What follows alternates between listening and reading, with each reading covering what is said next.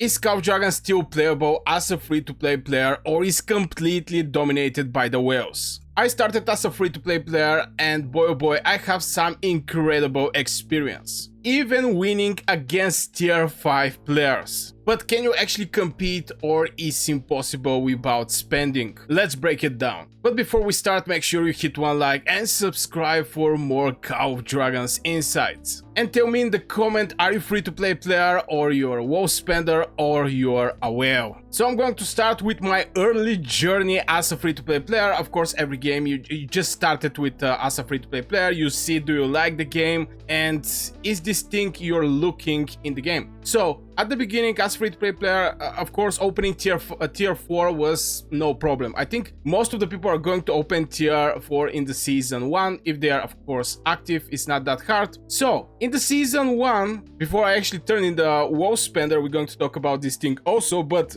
in the season 1, I changed couple alliances, and people are familiar with this power transfer. Now, right now, it's a little hard to be done, but back in the days when there was a 5k gems to migrate out, and in the season 1, when there is a lot of people put it on one place, every time an alliance beat other alliance, you make a switch. There is always power transfer. The winning side is taking the best player from the losing side. And like this, I changed my alliance couple times till I end up in one very strong alliance with no tier 5. I have to mention that we didn't have any tier 5. And on the other side of the map, there was a tier 5 players too. Actually, in the whole season, now I know in some of the season 1, there is maybe 5, 10, 20 whales. But in our case, we actually have just only 2. And maybe this is the main reason we actually win the season. But I remember fighting against these whales. And boy oh boy, we was counting on the activity and keeps.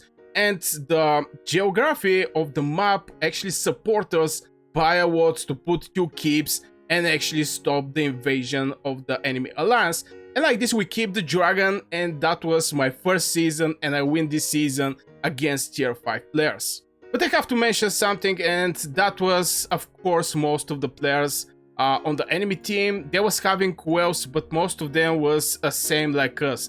It was not something like there was too strong and they have couple tier 5. No, there was only 2 people who was actually a tier 5 people, and yeah, we managed to win the season.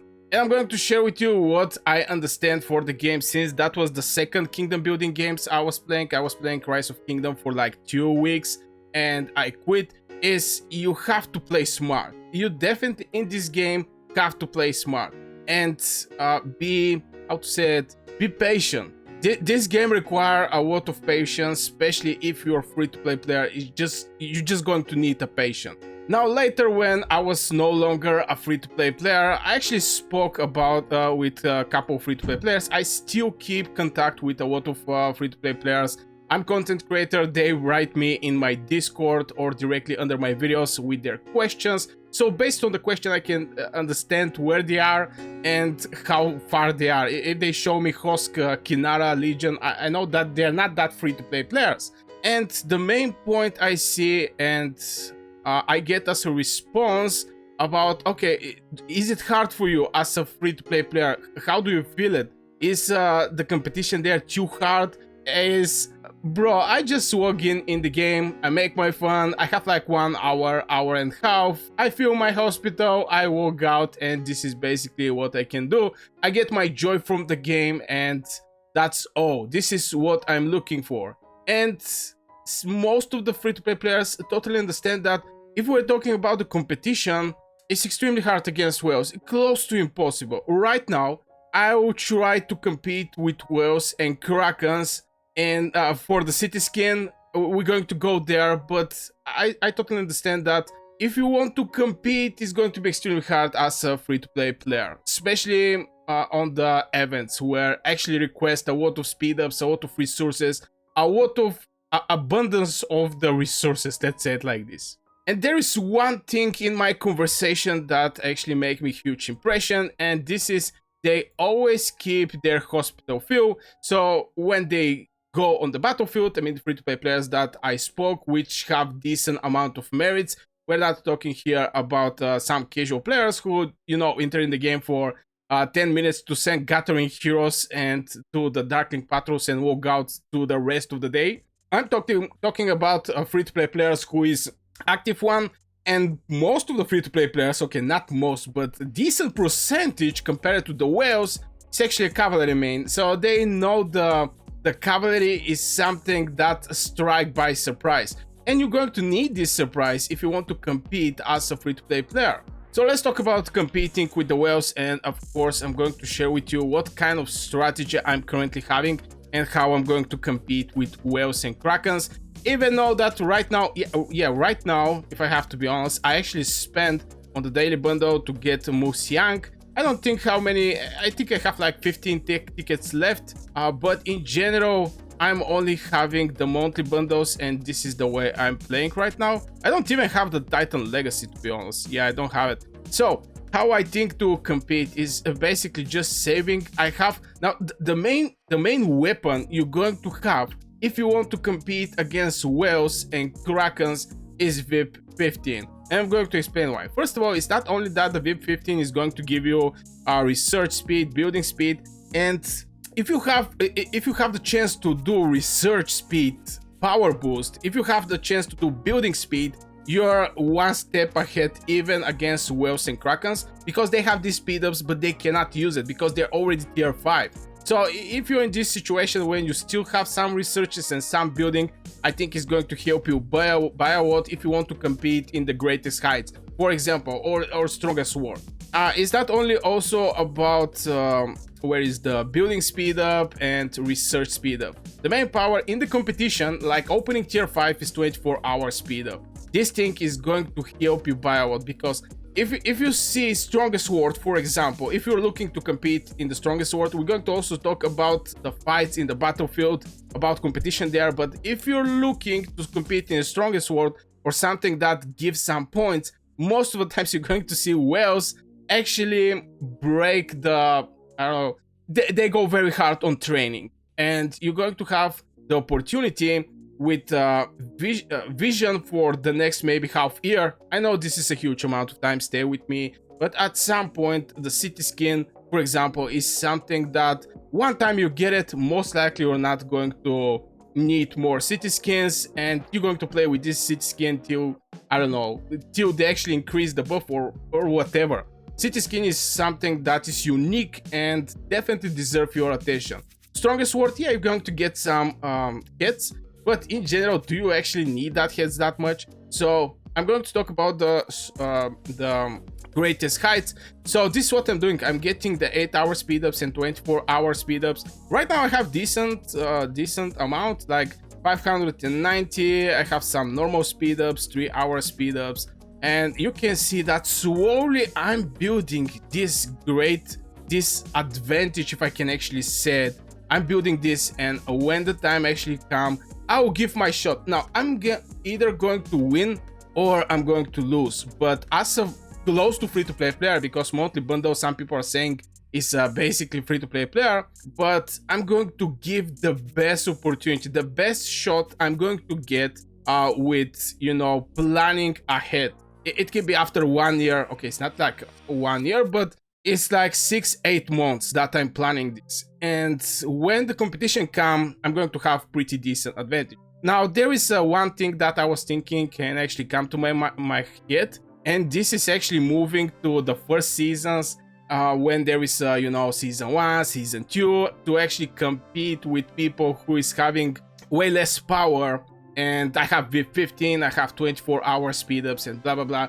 But maybe this is not a good strategy. So this is the way I, close to free-to-play player, I'm going to compete against whales. It's going to take time, it's correct, but you're going to have the best shot as a free-to-play player to actually compete against krakens and whales for something extremely valuable. Now let's talk about on the battlefield. Now I always suggest free-to-play players, it doesn't actually matter, are there mages main, are there marksman main, whatever, is just to kill the infantry. This is one of the strategy I strongly suggest. If there is a big push, for example, your alliance is pushing, just kill the enemy infantry. The moment the enemy is not having infantry, they're going to start running, and this is going to give opportunity for your whales and krakens, or mid spenders to actually push them, and you're going to be in the best help like this. The other way around is time consuming, but is with cavalry. You can go out with the cavalry and basically kill gathering heroes. Not so sure, maybe we have some fights here and there where there is some fights. Yeah, currently we're fighting here, but cavalry is something cavalry is going to be something that you're going to value a lot as a free-to-play player, especially if you have some free time to spend. You can definitely get decent amount of merits as a free-to-play, or you can even build an army group, which some whales can actually send some very good or maybe, okay, I don't want to say always whales that they're going to send something there, but you're going to have the advantage of 5 good cavalry legions in this army group. So this is the way you can actually go for the PvP. And be patient. This is very important. Be patient. Not everything is going to come from today. This game is a long term, and as a player playing for 2 years, I understand that things is not happening from today to tomorrow. You just need to be patient. Now the game is hard, but yeah, there is still chance for free-to-play players to actually compete in many places. It can be with merits. If you're active Kraken, or if you're active, well, there is close to 0 chance to compete there. That's correct. But if you're a very active free-to-play player, I think you can actually gather pretty decent spots in your alliance. And from there, just being active, you can go and buy everything from the merit shop. And everything here is something like extra boost. You're going to have more elixirs. If you have some farms, this is also very good. Welcome it. You're going to support the healing of your troops. And if you're tier 4, the troops is going to even cost less amount of resources. Everything here is have their benefits, let's say it like this. If you're tier 4 player, sometimes, boy, I think tier 4 is way better, because the cost of healing tier 5 is crazy, especially from point of mana. But the key for success for free-to-play players, I can say it with 2 words, is just having fun. Just have fun. I think this is the ultimate success in the game.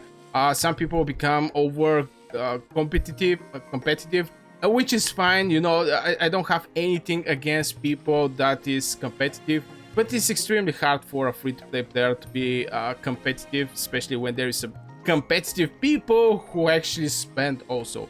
It just reduces your chance to, you know, to win, and from there actually come this bad taste of okay, I try my best, but I didn't make it. Well, yeah, the odds to make it against whales and krakens that are willing to win this specific competition is slim. You just have to prepare months before, like I'm doing right now, to actually have a shot against these guys. If you find this thing helpful, hit 1 like, subscribe to this channel for more Call of Dragons content. And let me know in the comments, do you think free-to-play players have a chance to compete, or the game is too pay to win? And speaking about spending, free-to-play player Krakens, I'm going to put 1 video here where I'm going to talk about best bundles you can buy if you're deciding to spending, and what is the best thing to spend on, and how much really do you need to spend.